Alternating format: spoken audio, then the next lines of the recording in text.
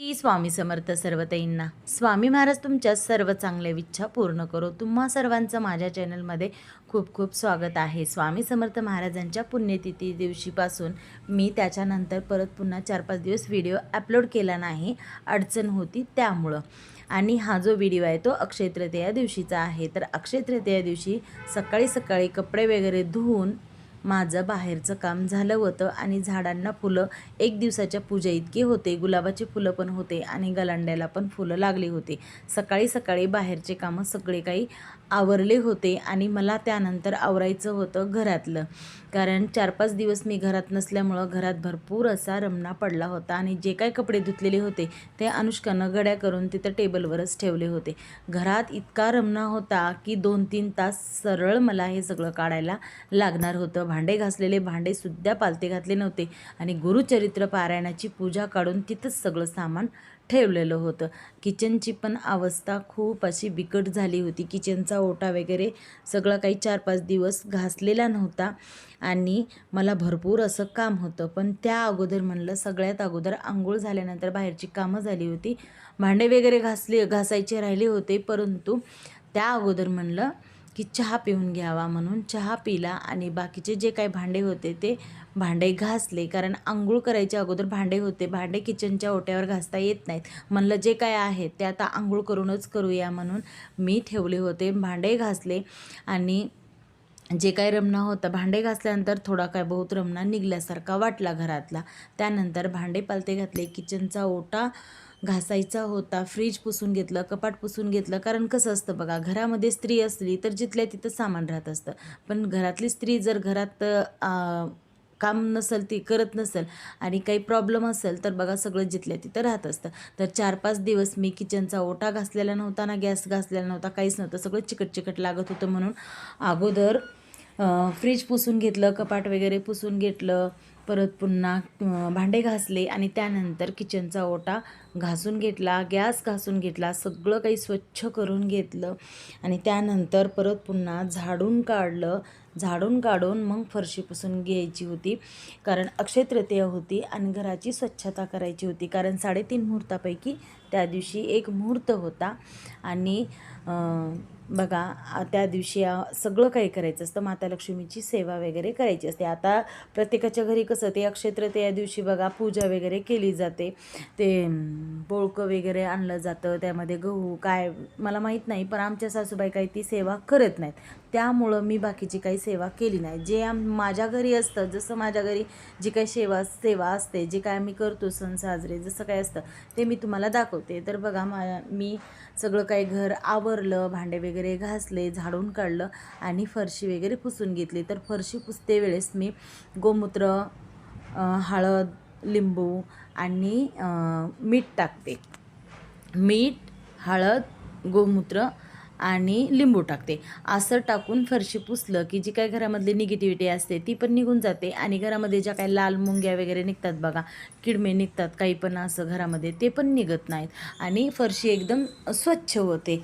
तर फरशी पुसून घेतली आणि त्यानंतर सर्वात अगोदर करून घेतलं उंबऱ्याला हळदीचं लेपन. कारण आपलं घराचा उंबरा जर स्वच्छ असेल आणि घर जर स्वच्छ असेल तर माता लक्ष्मी आपल्या घरामध्ये नक्कीच प्रवेश करत असते. म्हणून सर्वात अगोदर घर स्वच्छ झाल्या मी हळदीचं लेपन करून घेतलं, उंबऱ्याची पूजा करून घेतली आणि दारामध्ये एक छोटासा तांब्या होता बारका, त्यामध्ये पाणी, हळदी, कुंकू आणि फुलं टाकून दारामध्ये ठेवलं. बघा असं जर केलं, असं जर दारामध्ये ठेवलं, दोन्हीकडं जर ठेवलं उंबऱ्याला, मी एकीकडंच ठेवलं कारण एकच तांब्या होता आणि एकीकडं का होईना पण ठेवायचं असतं. बाहेर जर तसं दारात पाणी ठेवलं तर बाहेरची निगेटिव्हिटी असते ना, तर घरात येत नसते आणि म्हणलं जातं की पाणी ओलांडून कोणतीही निगेटिव्हिटी घरामध्ये येत नसते. म्हणून तसं हळदी, कुंकू, फूल टाकून पाणी ठेवायचं. तर बाहेर उंबऱ्याची अगोदर पूजा करून घेतली, दिवे लावले दारामध्ये आणि त्यानंतर परत पुन्हा सगळे काही देव स्वच्छ करून घेतले. अष्टलक्ष्मी दिवा सर्वात अगोदर लावून घेतला. देव पण घासून घेतले आणि त्यानंतर देव घासून घेतले आणि कुंचन स्वच्छ करून घेतला आणि अष्टलक्ष्मी दिवा लावून परत पुन्हा कुंचम भरून घेतला आणि त्यानंतर माता लक्ष्मीची सेवा करून घेतली. व्यंकटेश स्तोत्र, श्रीसूक्त, कमलात्मक मंत्र, सगळे जी काही सेवा होती माता लक्ष्मीची सगळी काही सेवा केली, आरती केली, छान अशी पूजा झाली. बघा घरामध्ये कसं मी घरामध्ये 4-5 दिवस काम करत नव्हते, तर घर एकदम असं उदास उदास वाटत होतं. पण त्याच दिवशी घर सगळं काही स्वच्छ केलं आणि देवपूजा केली तर घराला घर पण आलं. कोणत्याही घरामध्ये जर स्त्री असेल, ती घरामधली स्त्री जर काम करत असेल, बघा अगोदरच म्हणलं जातं हात फिरल तिथं लक्ष्मी फिरते आणि तोंड फिरल तिथं अलक्ष्मी फिरते, म्हणजेच लक्ष्मीची बहीण अक्काबाई फिरत असते. तर बघा अख्खा दिवस गेला होता माझा घर स्वच्छ करायला, देव स्वच्छ करायला, घर स्वच्छ करून देव स्वच्छ करायला, सगळं काही काम करायला माझा अख्खा दिवस गेला होता. कपाटामधले कपडे वगैरे सगळे काही घड्या करून व्यवस्थित ठेवायला आणि स्वयंपाक करायला पुरा दिवस गेला होता.